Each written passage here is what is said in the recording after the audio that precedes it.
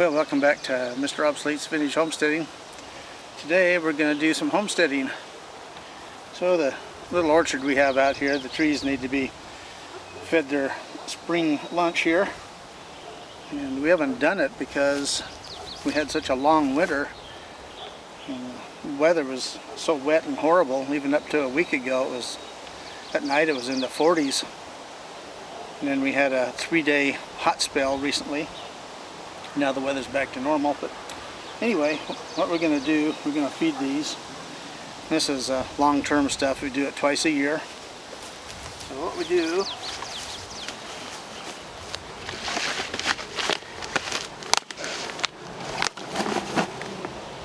we grind up all the small trees and brush and weed these and make it into this nice mulch here. And this has been down for about a year. Breaks down into this really nice soil. Weeds out of here.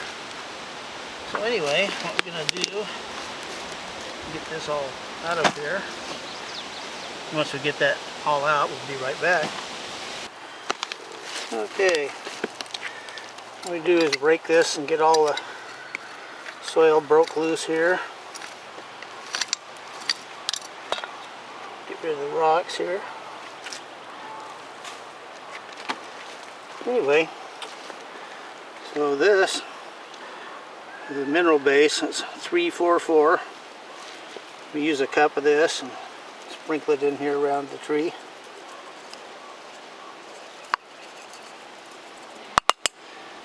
And then we'll put in a cup of blood meal also.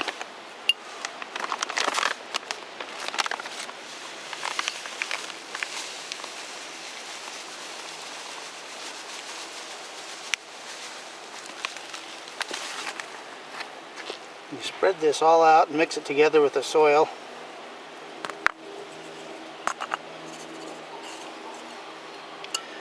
Mix it all in.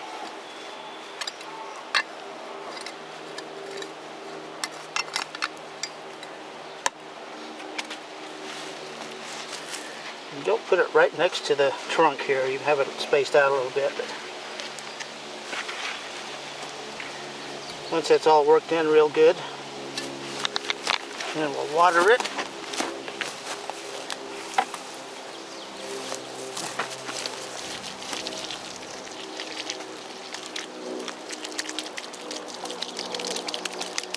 I'm going to get it so that the soil's moist. That'll start dissolving the stuff. Like I said, it's long term. It takes a while to break down, but so it's what they call slow release.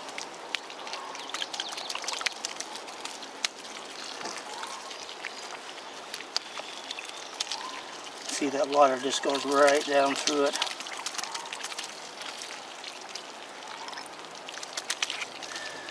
Okay.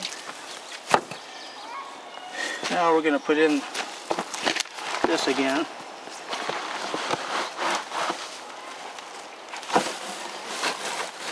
Put in a little bit of new stuff with it because, like I say, it breaks down really nicely. It takes about a year.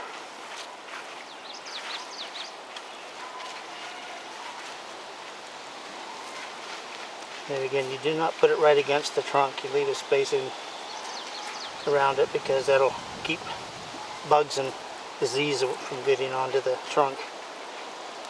Okay, well, we'll be right back.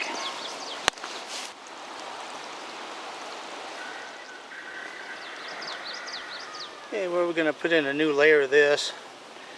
You know, it looks dry, and it is a little bit, but usually what I do is go around and get all the little saplings and run them through the shredder. And this stuff will be green, but we had so much rain it just would have ruined it, so I put it into the shed. But you can see here that it's still got a lot of moisture in it and stuff. It's starting to break down. So anyway, we'll just work this all in here.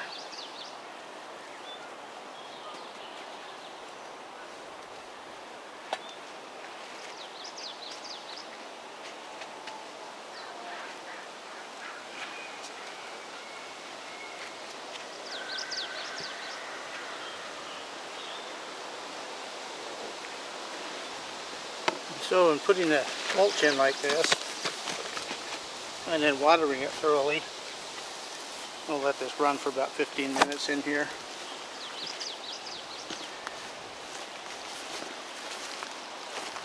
That holds the moisture, and on hot days, which you probably have some in July and stuff, you only have to water about once a week with it, doing this process, plus that slow release of the food. Then one other thing too, you know, sometimes you get leaves have bug disease and stuff on them like that. You want to pick those off and throw them where they're not close to the tree. The tree only has a few on it.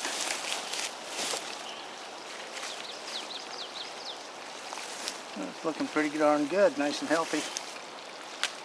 But I usually come out and do that about once a week. So anyway, well, we'll be back with some more fun stuff in a bit. Well, another project we need to do every spring is to get our wooden handles wiped down with boiled linseed oil. There's a number of different ways of applying it, and what I do is I heat it up a little bit, not so it's not hot enough to burn you or anything, but about 110 to 120 degrees, and that way when you put it on, it'll soak right into the wood much better than if you just wipe it on. So anyway, we get some, put in our pan here.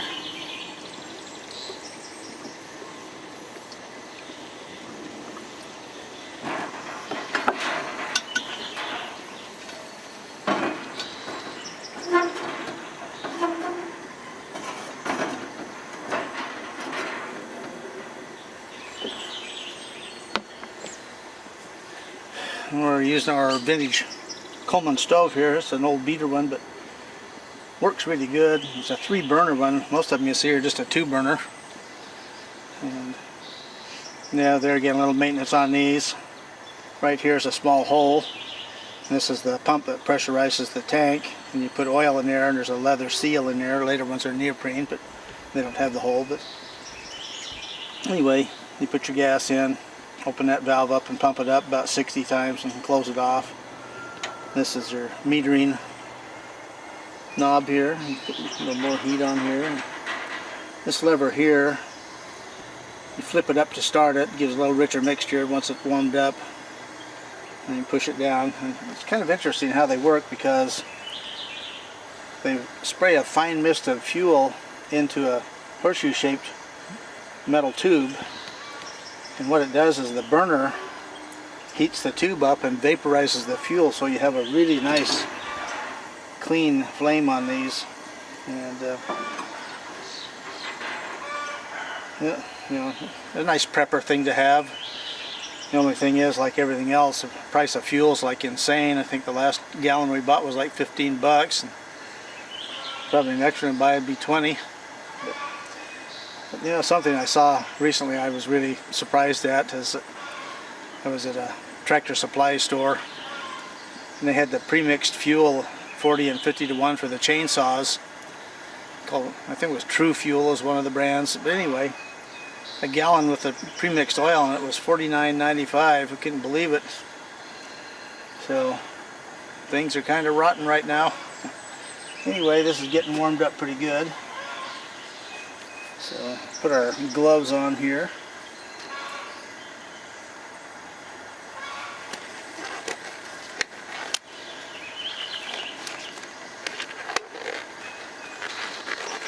That's the hardest part of the job, is getting the gloves on.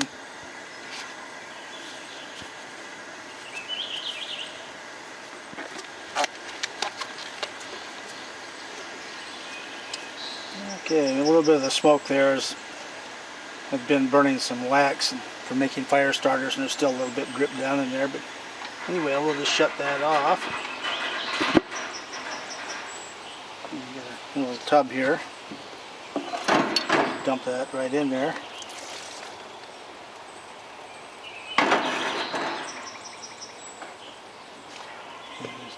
Dip our rag in there.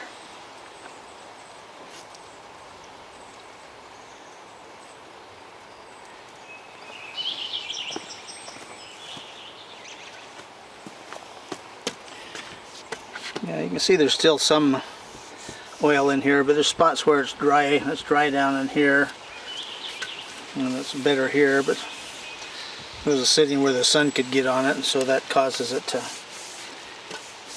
vaporize more than in other spots. But it's kind of interesting, I found over the time, is that how you can tell if the oil is still in the wood and stuff if you put your hand on it dry. And if you take your hand off and it feels dry, the wood is really dry. But if you put your hand on there and it feels damp, but it doesn't leave any residue on your hand, that's absolutely perfect. Okay, well, we'll just start wiping this on, and the areas where it looks the driest, that's where you want to put the most, which in this case is down here towards the bottom. And just work it in.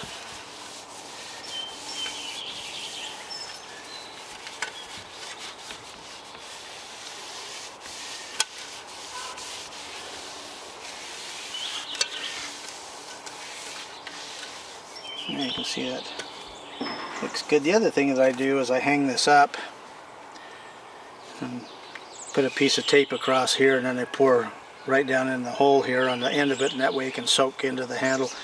Because this is where they always break, is right here, because this will be dry in here and have the linseed oil here. So anyway, get that one out of the way.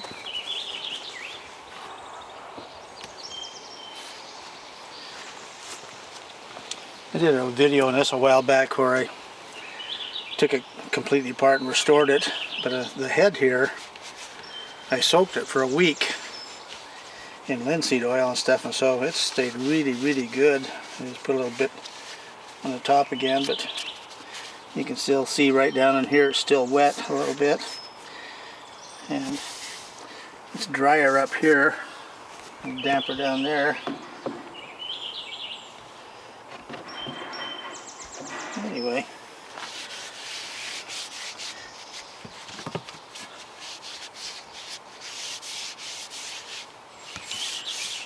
if you're lucky enough to find a place that sells quality handles, you maintain them with this stuff, they'll really last forever. And the Achilles heel of most people is just not taking care of them, and they dry out and then they just break off. Anyway, isn't that a thing of beauty?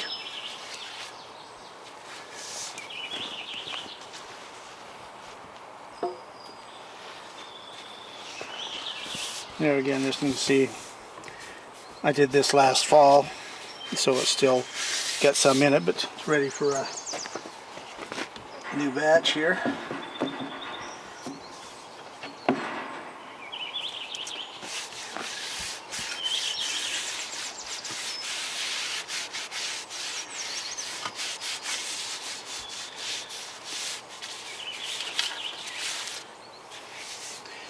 There again on the end here, I'll put it up and pour some in there, let it soak down. And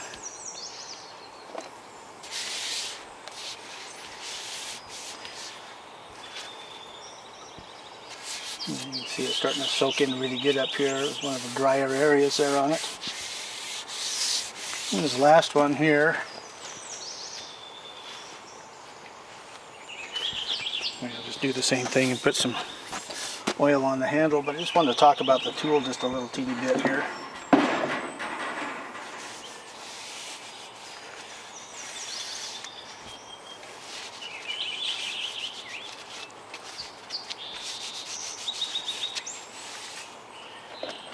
This is just your basic hand-powered weed whacker. Works nice. Even I put a little linseed oil on the metal too. Keeps it nice, puts a nice patina on it. But these are just a real simple little tool. You just kind of swing them like this, and it's a little bit dull right now, but it's got these little triangular shaped teeth right here.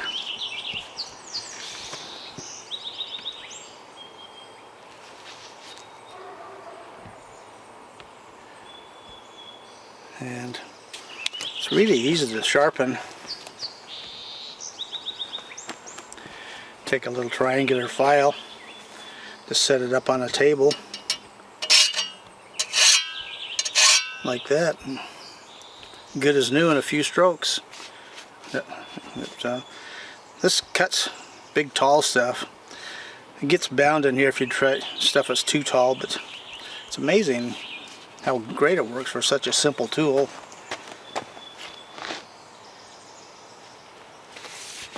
Anyway, so I know what you're thinking.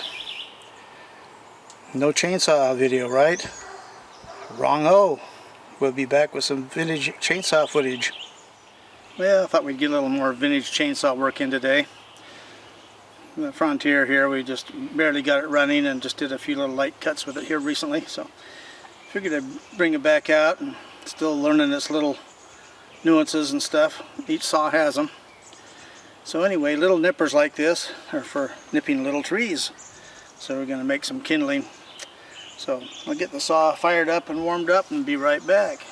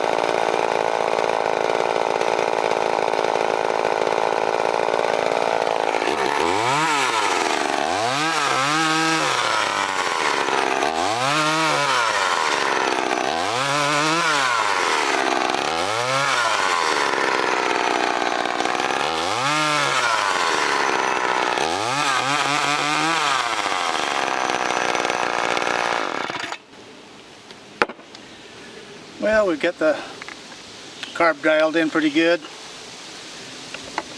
I gotta do a few things to it. The clutch drum is worn a fair amount, and the chain's really worn, although it cuts pretty good.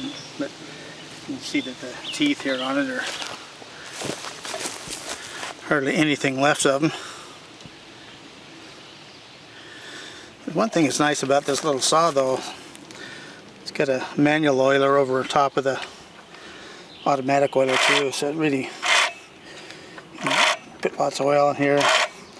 Little saws like this, when you're getting a tough cut and stuff, it's really nice to have that because it keeps the bar and the chain well lubed and keeps the RPM up so it cuts better. So anyway, I'll finish cutting this up and then we'll come back and we'll cut up a bigger piece of wood over here.